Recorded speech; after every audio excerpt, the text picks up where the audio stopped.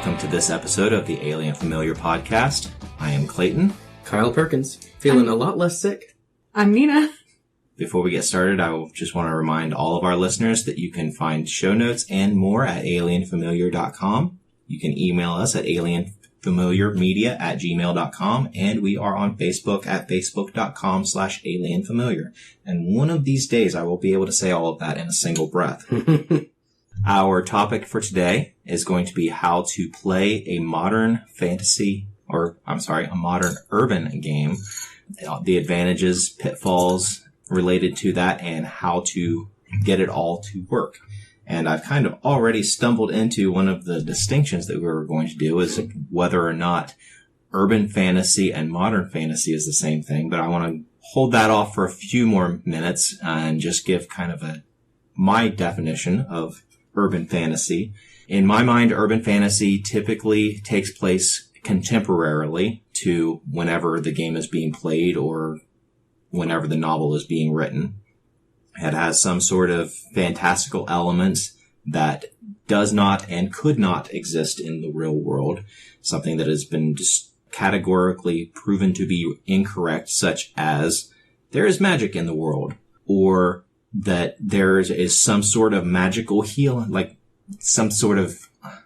I would consider most pseudoscience to be in the urban fantasy realm as far as whether or not I would include it in the game. If I'm playing in an urban fantasy or an urban fantasy game, yeah, I'll have some of these pseudosciences actually work, whereas in the real world, they don't. Okay, so Nina is pissed that you just said magic has been categorically proven to be false. I'm not pissed. I just saw an eye roll of the century. I think your retina It wasn't just an eye detached. roll. I was just kind of like bopping my head like, oh, all right. Okay, so what is your definition? Oh, that's not the problem. It's just that I believe in magic and it exists in the real world, but that's okay.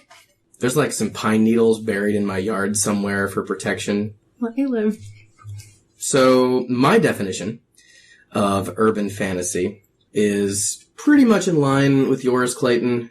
I am going to throw in a few more caveats that I think most urban fantasy has. Obviously, with the urban in there, it has to be in a large city of some sort, whereas modern fantasy can take place anywhere that is also contemporary, but it could be, well, it is not limited to just a large city. Urban fantasy always seems to be in this large, sometimes unnamed, sometimes named city, and as such, just as cities have different districts or precincts, usually urban fantasy has different factions within that city that are at play. They are often against each other, antagonistic towards each other maybe, and I feel like another big trend, so much that I consider it part of my definition of urban fantasy, would be that your average citizen of the city, your average human, doesn't know all or at least some of what's going on with these supernatural powers or factions or creatures that are not necessarily lurking, but trying to keep the veil up, I suppose. I know that there are certainly things that break my definition, but I think if you look at them, the majority of urban fantasy out there has these factions that are competing and also trying to keep their competition a secret. I have a question. This is a thing that confuses me. What's the point of distinguishing urban fantasy outside of modern fantasy? Like, what's the point of making it a different genre? Well, we kind of discussed this on a previous podcast. I think when you open up modern fantasy, it's just a broader, like, urban fantasy, I think, is probably a subgenre of modern fantasy. It is. I was just... but also superheroes are probably a subgenre of modern fantasy, and I don't want to talk about superheroes. It's just, I think we're kind of narrowing it down. Also, I think urban fantasy has more of what I said, and this is my beliefs here. The factions, the keeping the veil up, the great game, those things all seem to exist in urban fantasy, whereas modern fantasy, as a larger uber genre, doesn't seem to always have those things. So to needle down and kind of define your version of fantasy, modern fantasy. Would something like the movies Men in Black, would you consider that modern fantasy, or is that more sci-fi to you? I'm so glad we can't let a podcast go by without being like, well, is it fantasy or is sci-fi? There's definitely crossover.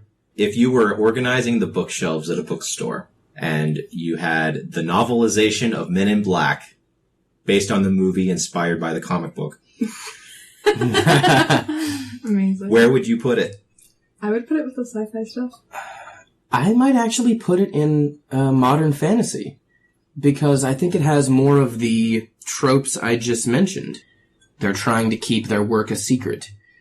It takes place in a big city where Will Smith is just an honest cop who's real fast, and he doesn't know he's real fast.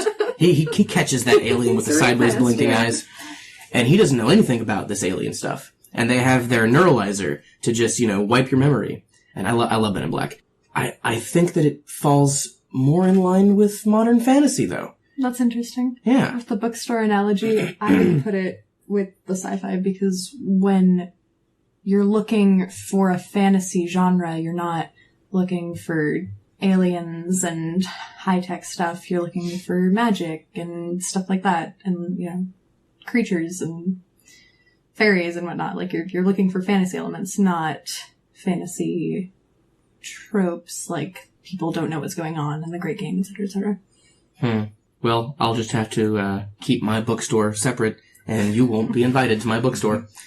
Because I'll have all the Men in Black books. Who's going to organize your shelves? I'm not going to sell any of my books. I'm going to keep my books to myself. No sales. Get out of my bookstore. It's just my living room. Black books? God. So why would somebody want to run a modern or urban fantasy? I cannot think of a reason why. Outside of horror, this really isn't my genre. There's nothing in urban fantasy that really just grabs me. I have very few things that I have read. I've probably seen more TV shows based on urban fantasy, and I can't get through more than a few episodes. Do you consider anything where vampires are a central theme or power block? Do you consider that to automatically become horror? Not necessarily. I would consider most of, like, Buffy, the original movie, and then the series to be very squarely just fantasy. There was really not horror in them. The majority of that. It's just playing around with these things that are typically monsters, but a lot of times it's just the action piece that they've got to go up against. I think a big reason why horror in modern fantasy is so popular is because when we look at a city, maybe that's not true today. A lot of scary things happening in big cities. The 90s. Nothing bad happened in the 90s, right? So, we look back at the happy 90s. We got Clinton just getting blowjobs in the Oval Office. It's a great time. Windows 95, man. Doom. So the 90s were good. We've all agreed, and everyone's looking at me in total agreement here. Yep. And when we think about supernatural elements, it's this big unknown. It's this scary thing. In the 90s, we knew everything. We knew everything there was to be known, and we didn't need to discover anything. There was nothing to be afraid of. But you bring in supernatural elements, you bring in dark fairies that will make shitty pacts with you and, steal your children. You bring in vampires that will turn you into a blood puppet. You bring in Cthulhu stuff, certainly. That's the unknown. That's scary. And bringing that dark, scary stuff into our happy 90s city, it's cool. And it brings back horror to an otherwise perfect existence. But what about games that aren't horror games? Well, we gotta talk about that too, but I'm just trying to get more on the horror train here, because I know that you don't want to be on the horror train, because you can defend urban fantasy. The horror train. No, I know, but you can defend the other trains. You can defend urban fantasy that isn't just horror. I'm so glad I'm standing here at the train station single-handedly defending each and every other train. Ah, man, I could be like a guard for a train yard. That sounds awesome. Train detective, they call me. Okay.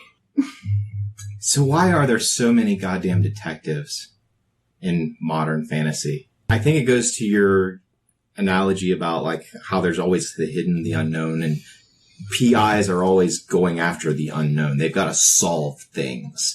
Are there any other examples of modern fantasy that doesn't involve some sort of detective work?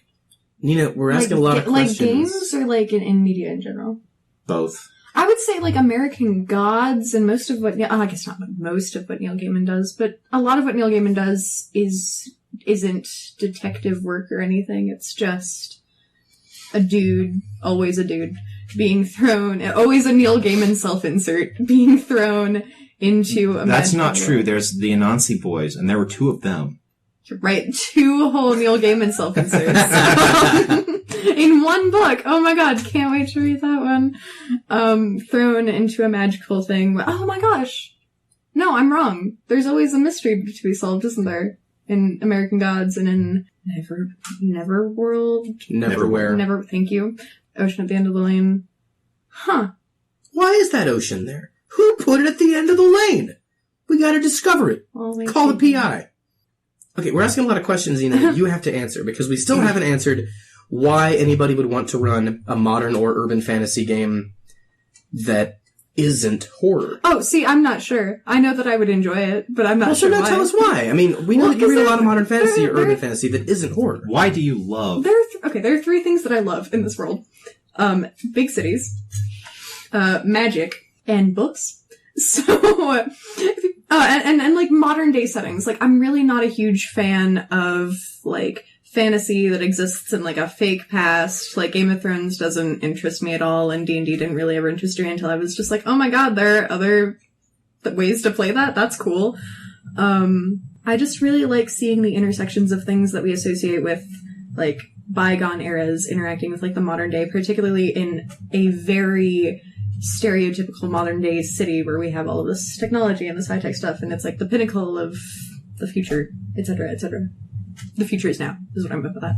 So, where did you grow up? Small town, outside of, about an hour outside of Austin, called Canyon Lake, Texas. Okay. I'm not even from a small town. I live out in the middle of, the area is called Ray. It's called that because we have a post office, and that's about it that consists of this area. I should clarify that Canyon Lake is a lake and then some houses. Okay.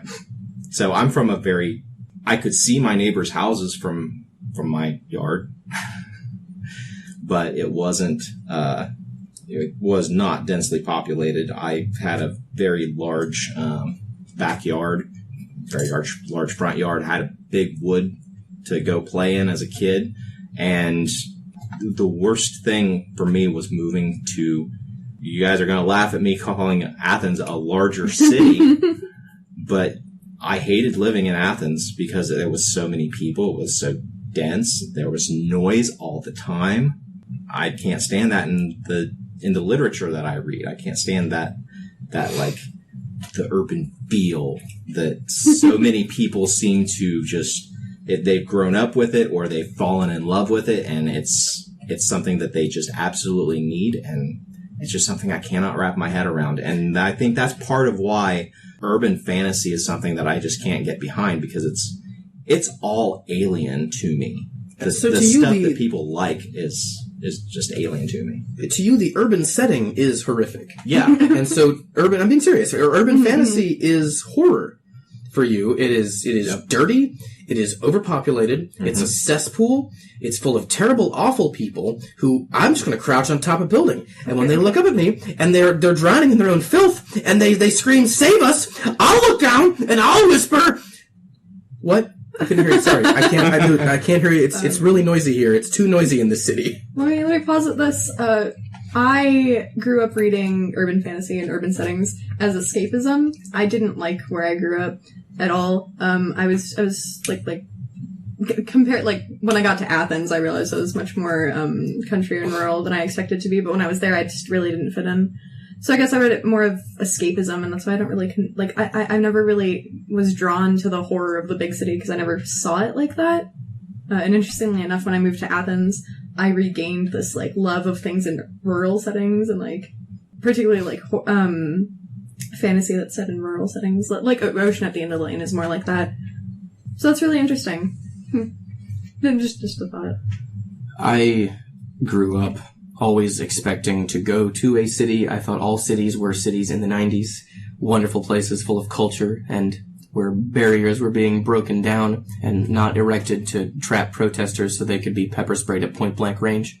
And I still kind of have this lingering feeling that my journey to a big city from my suburb life, where I grew up in the suburbs of Cincinnati, I still can't help but feel that my journey to a big city has, like, stalled out here in this town of 20,000? That's about right. Without students. When students are here for, like, 40,000, something like that. I guess that could explain why I do like urban horror fantasy, but okay, so I'm going to look at the Dresden Files. I've read, I think, like 4 of them. They're great books. I kind of stalled out in the series, but I have like 4 more that I bought when a bookstore was going out of business, so I need to get back into that.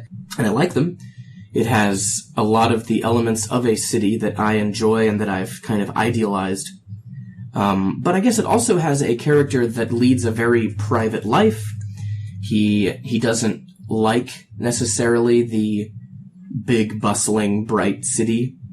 And although it has a very seedy underbelly, it's Chicago, right? In Dresden Files, Chicago. And I guess I can kind of, as I've grown older and realized that cities aren't all these bright 90s cities, depicted in Frasier. I love Frasier! I hate Frasier. Yeah!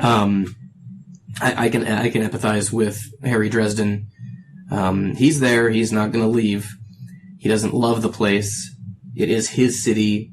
He's very loyal to it, and some of the people there. Though I would consider it's urban fantasy, like detective, but I would say horror is a close second for the Dresden Files genres. There's some pretty horrific stuff that happens. They're good books. How much alternate history should a good modern fantasy have? Because our real world doesn't have all these external forces acting on it, trying to stay hidden, that are supernatural in nature. So there's gonna have to be something that has happened in the past that has been covered up or made to make hidden. Like, I remember the classic World of Darkness books, reading those, and it's like everything that has ever happened in the human race was caused by something supernatural, but then covered up. That might be my favorite version of alternate history, where it's like, this is what everybody knows, but in actuality, fairies. Fairies did it.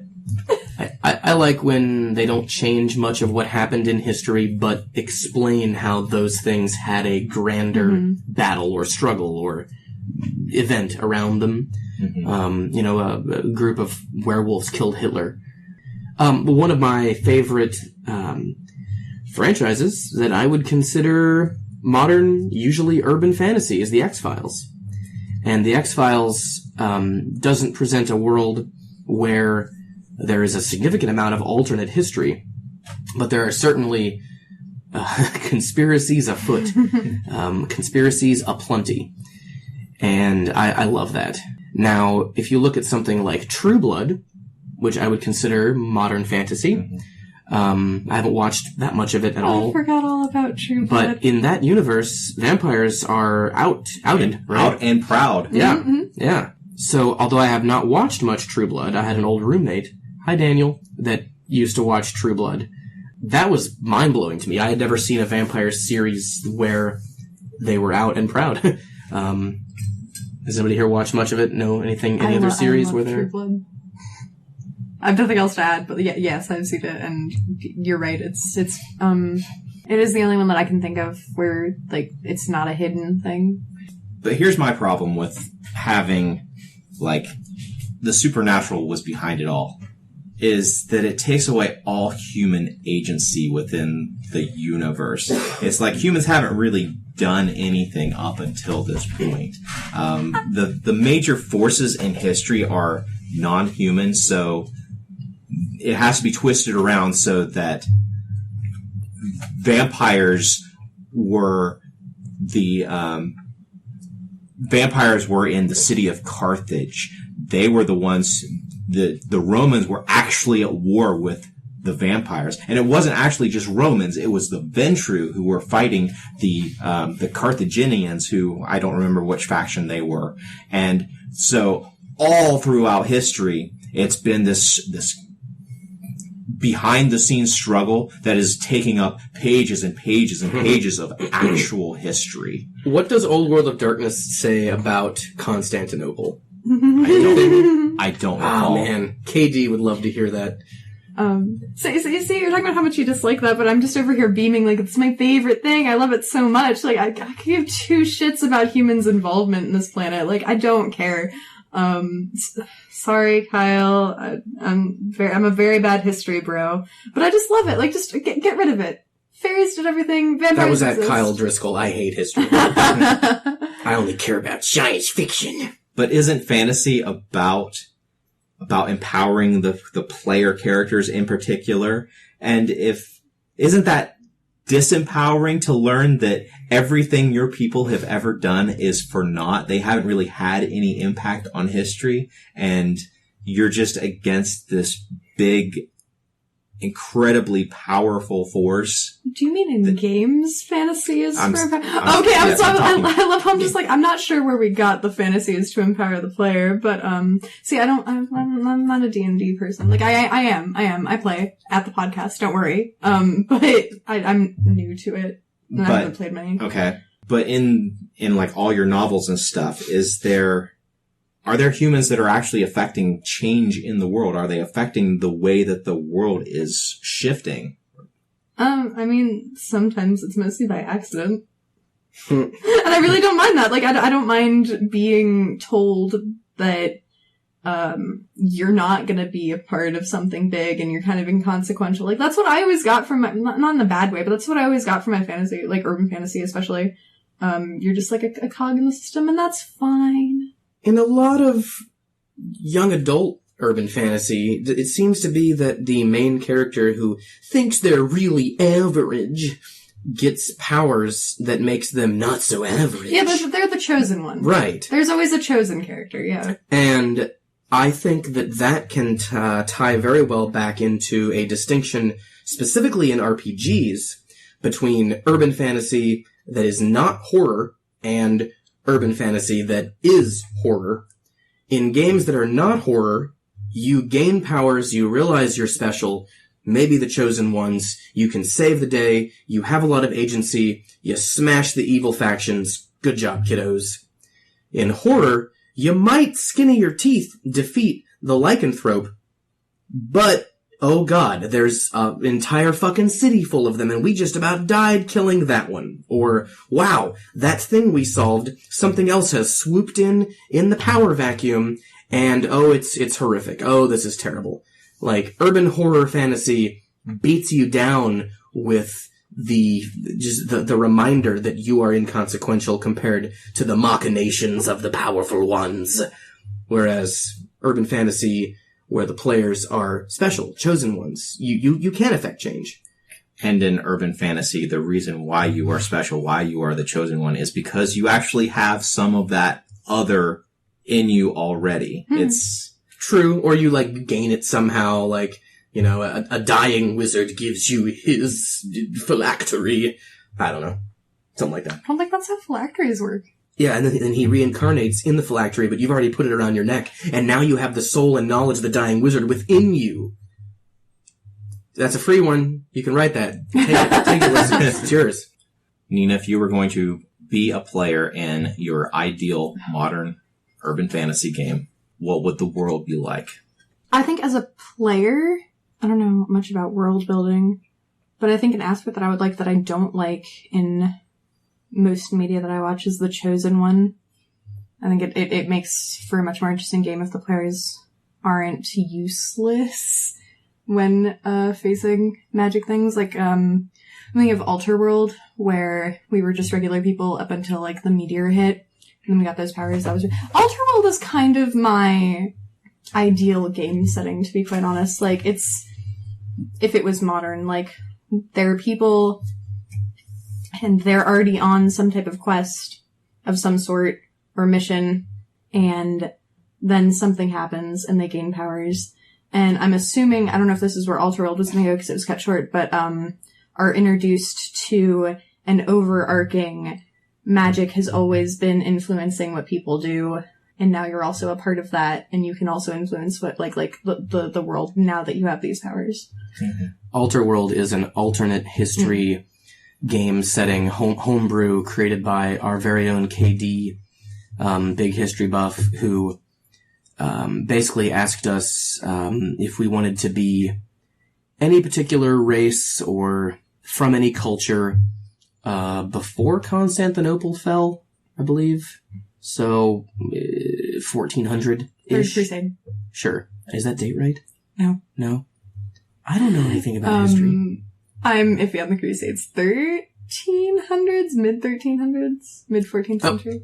I meant to say 14th century. Oh, then yes, you were right, I think. You know what? God, Kyle Driscoll, we're so sorry. Anyway, it was cool. It was a cool game. We didn't get to finish it, but I did like that theme, and I think that could be a pretty cool way to maybe kind of have your cake and eat it too. Give your players in an urban fantasy setting a quest, a job, a mission. They're pretty much regular people, and then a portion of the way through the campaign, a meteor falls, or a dying wizard gives them a phylactery. Something happens, and they gain powers that make them experience the other side of the coin, how the other half lives. That could be cool. Yeah, I'm also not a huge fan of, like, the dark, rainy noir city. Like, I don't think I'm sorry. It's just not my favorite. Like, I'm a very happy-go-lucky person, and I really like happy-go-lucky, settings. So something that I know that this is not the first place to do it because it's in a rule book. Somebody did it before them and they based it on that. But, the D20 Modern Fantasy Supplement had where in the backstory of the world that magic had been prominent, like basically before the Age of Enlightenment. Magic waned, science grew, and was basically dormant, and then very recently magic came back big into the world. They used that as an explanation as to why all of a sudden that there are people getting magical powers, and why there are suddenly so many people who think that they're the chosen one because I've got all these powers, I must be the only one. And it was in a way of explaining both the mundane and the introduction of the supernatural. And that kind of sounds like what setting you guys are describing. I have such mixed feelings about the Chosen One trope. I hate it. I hate it so much. It's boring, but I do not mind it in D&D. Mm-hmm. It makes sense for the narrative and RPGs. But we're all in agreement that if you have a party of players in any game ever, do not give special favors to one person. Do not make one person in your group the chosen one. Unless, I suppose, everyone premeditated. They're all like, yes, Steve can be the chosen one. This sounds interesting. We'll all play along. That could be fun. Like that, if you want to do it, fine. But don't just decide on your own, I'm going to give all this power to Steve. And have everyone else be really confused and jealous, and it's no fun. But the idea of the entire party being the chosen ones is pretty common. Yeah. Mm-hmm. Make the distinction because the chosen is a much better term for it because chosen is both singular and plural. Yeah. Life hack. Yep. Players hate him. It's one weird trick. Oh, I used that joke last one. Shit. That's right. I was sick then. I'm delirious. I forgot. No, in fact, Caleb Perkins only has like 3 jokes that he has on rotation. Okay.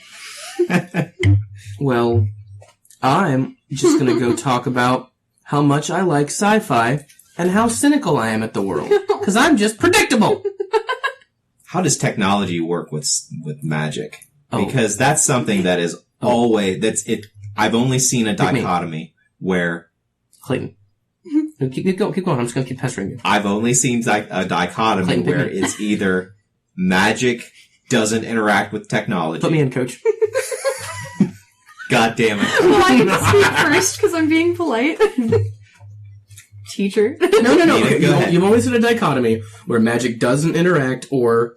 I've seen it a few times in game systems where magic and technology kind of fuse into either becoming its own thing, which like kind of like an arcana, like I'm thinking of, Shadowrun as my example, where it kind of progresses, symbiotically after magic comes back into the world. Or I want to say in Dresden, like technological shit doesn't work quite right around him. It's constantly breaking down because it's so incompatible. Yeah. And like, no, I take that back because in Shadowrun, you can either have cyber or you can have magic. Back in the day with Shadowrun, you could either have cyber or you could have magic, but you couldn't use the two. So, Nina, okay. you are wide-eyed and beaming with something to say. In Buffy the Vampire Slayer, there is a character called Miss Calendar, and she's a techno-pagan. And she uses magic through, and like channels her magic through the internet, and she like charms things, and like there's this whole episode where she summons something off of a webpage, which is kind of like, it's a bad episode, don't watch it. But like, I actually that's the only, well, I actually have two examples. One is much worse, but I'll get there. I see a lot of, situations in which a magic user is watching the progression of technology and being like, I can make that better with my gremlin fingers over here, my magic fingers. And then they make it better. The only other example I can think of right now is, and I've been rewatching this because I'm tired. The Winx Club, which is definitely a TV show directed at like girls age 7 to 13. In which it's a school for fairies, and a girl gets to go to a school for fairies because she figures out she's the last fairy on Earth. So there's just one girl in the school? No, it's a magic school on another plane of existence, and there are a lot of fairies there. Anyway, she gets in there and her phone doesn't work, so this fairy named Techna, and her powers are technology-based, zaps her phone and makes it work in the fairy world. And another fairy named Tech9 introduces her to some really good 90s hip-hop. Let Me Live. Winx is like a really like wholesome show. Like I told you, it was a bad example, but anyway, I see a lot of that. Those are just the only two I can think of right now. I get really excited when people in books and games and whatnot mix magic and technology. It's silly and interesting to me. A lot of my examples come from anime, actually. I completely forgot that as a subgenre. Yeah, I forgot anime existed blissfully for 5 moments here. Oddly enough, a lot of anime really likes throwing technology and magic together. There are sometimes, elements where, and often, in fact, there are elements where those elements are counter to each other and they butt heads. That certainly exists. But you have a lot of, like, Full Metal Alchemist. You've got the state alchemists, and they're using pistols, and they ride trains, and, like, smoke and explosives and whatnot, but they're also state-sanctioned magic users. And you've got, maybe a more prominent example. You've got, Ed Elric, right, is the main character's name? I think. And Edward. And Ed is short for Edward. He calls him Ed. I do! And he's got a metallic, segmented arm. And he binds his brother into a suit of armor. And a lot of that's sort of like alchemy, which, transmutes materials from one to another, which I consider to be kind of inherently technological. Let's see. There are lots of other, Can you reel that one back for me? The alchemy is technological? Yeah, when you're transmuting something that is... You're transmuting the metal in your pistol into a magic channeling device that can shoot magic bullets. Like, that's an anime thing. And that, like, is... At least when it's depicted in anime, anyway, alchemy is usually all about, like, metallurgy and other kinds of technological things. Okay. I'm not saying in the real world. No, I was just curious. Nothing I makes was sense. curious.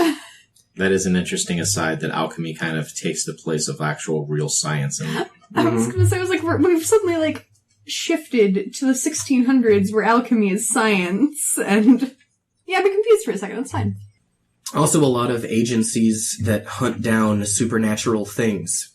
A lot of them use special guns. I was going to say capital S, capital G. The Colt pistol in Supernatural that was made by Sam Colt himself can kill angels, demons. I don't know what it does. Okay, I was like, I'm not sure. I haven't watched that far, but yeah. Okay. It can kill anything, but they only have so many bullets for it. Oh, thank you. So the gun is normal. No, the bullets it's special. It's the gun, and the bullets. They're special. Did nobody give them, like, the reloading dies? Like, you can't make more? Sam Colt is dead. Yeah, How are you going to make more? He's in the ground. Why didn't he leave the recipe? No, it has to have been made by him. Yeah. Sam Colt is magic. Interesting. Is what we're getting at. Okay, alright, that's cool. God, I haven't watched What a like good 3 show. episodes of that show. Yeah, I'm trying to think of other non-anime examples that blend technology and magic. So this is kind of historical because it's the Old West, but Deadlands has, and Werewolf had an entire setting, or an entire sourcebook series about the Wild West. Those definitely have a lot of the hallmarks of what we're talking about for urban fantasy, although it's set in usually like the Wild West, but it has the synthesis of actual technology and magic. In the Deadlands world, there's this stuff called Ghost Rock, and they're using it to power the Industrial Revolution instead of oil. That's really cool. It contains the souls of the dead. Well, I kind of... But nobody knows that. I may have learned oil that contains from the souls Ghost of Rock. dinosaurs, Yep. so... Clearly, to power things, you just gotta kill a lot of things, guys. Yep, you're goddamn right. Life is fueled by the death. Oh. The death. I think right around the year 2000, when the internet was About to kill us all? well, that too. But also it had basically become what we see the internet as today. Obviously things have changed, but around the year 2000, the internet was mostly what it is now. And you saw a lot of, like in the Buffy episode, things being channeled or summoned through the internet, techno demons.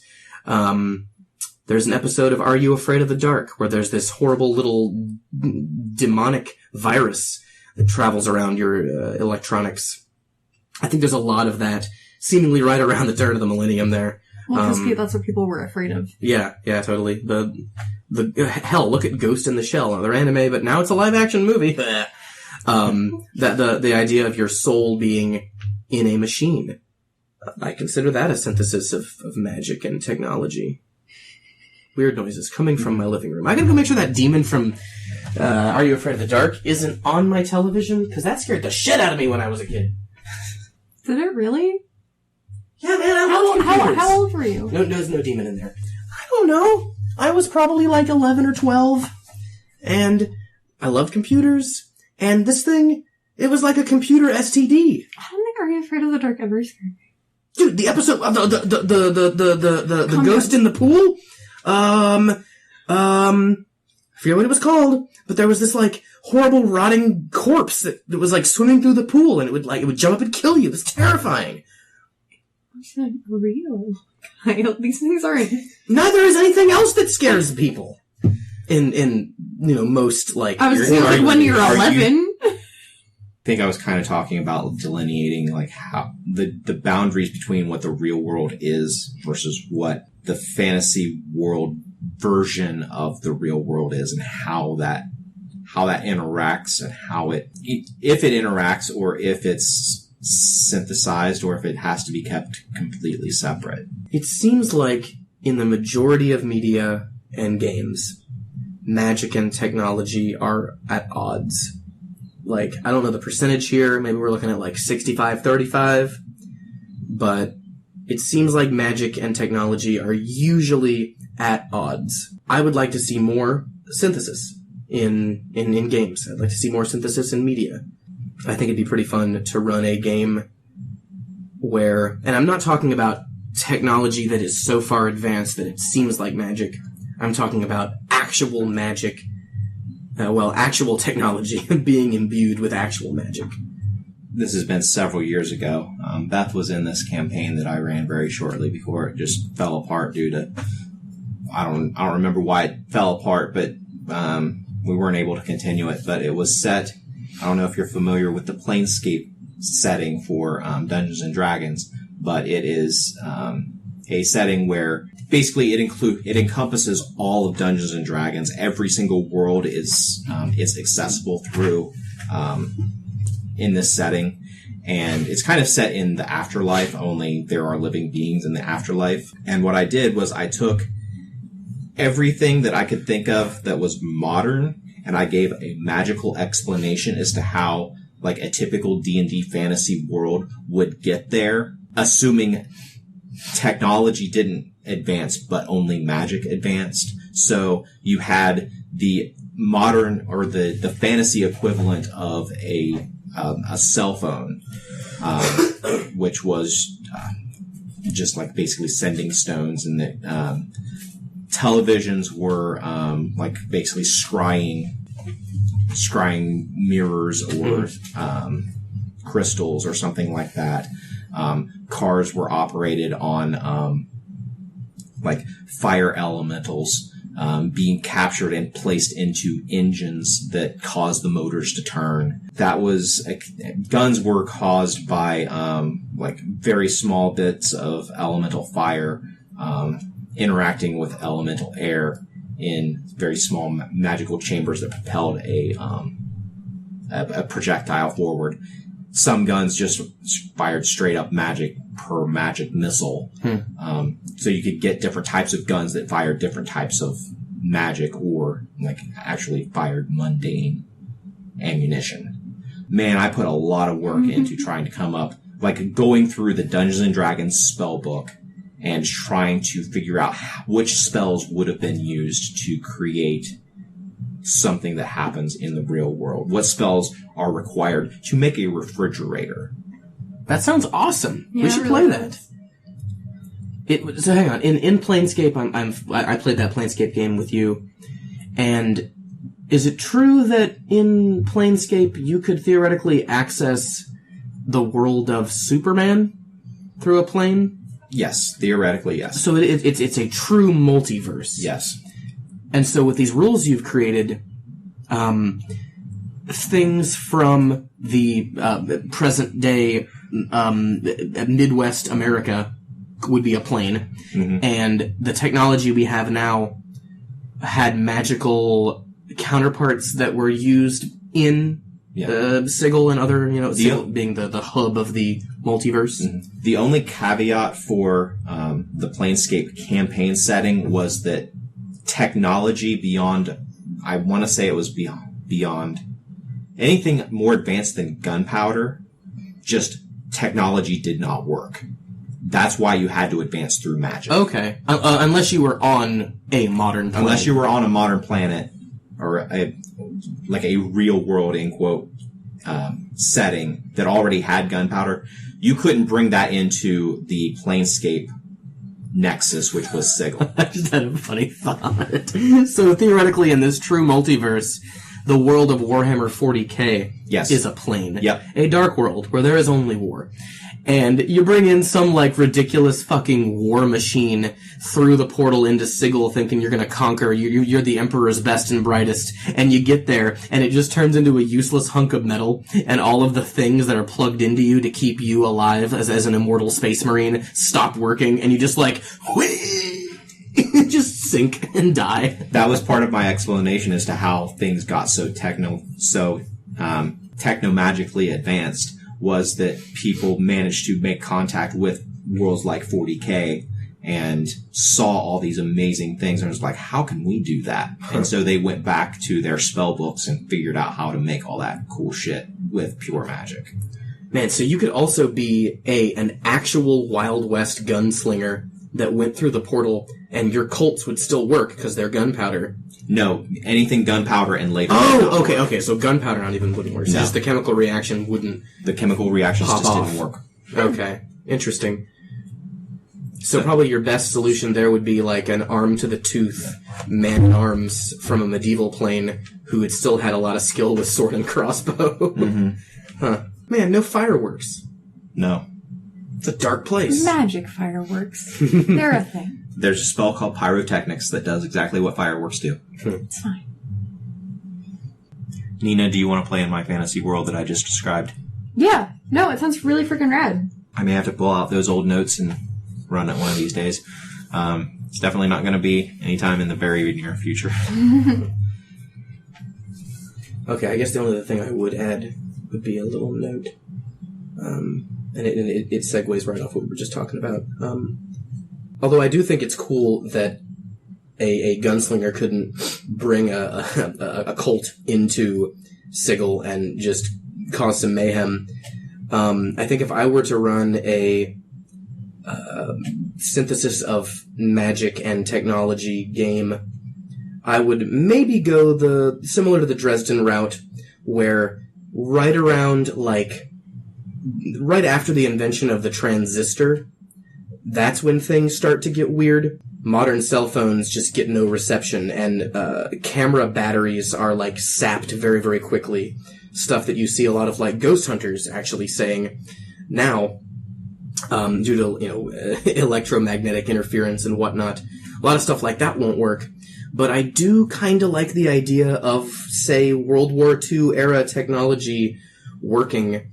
Mostly because diesel punk is super cool. It's a genre I really enjoy. And I think you could do some really fun things with diesel punk, which is to say World War II type technology or inspired technology functioning with magic.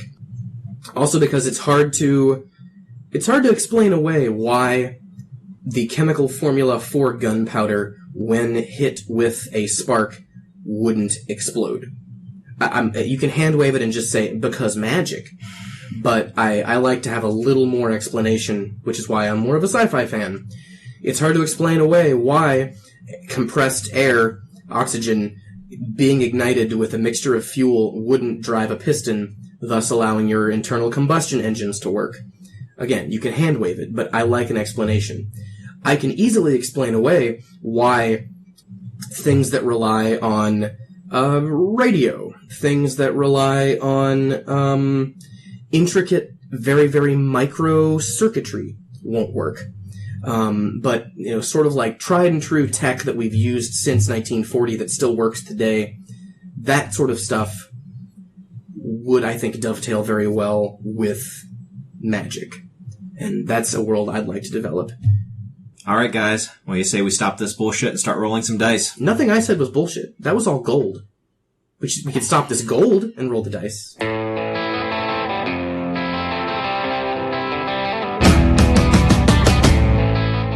This has been a production of Alien Familiar Media. You can find past episodes and more at alienfamiliar.com. You can email us at alienfamiliarmedia@gmail.com. This production is protected under a Creative Commons Attribution No Derivatives license. Music for this episode is Suburban Outlaw by Forget the Whale and can be found at freemusicarchive.org.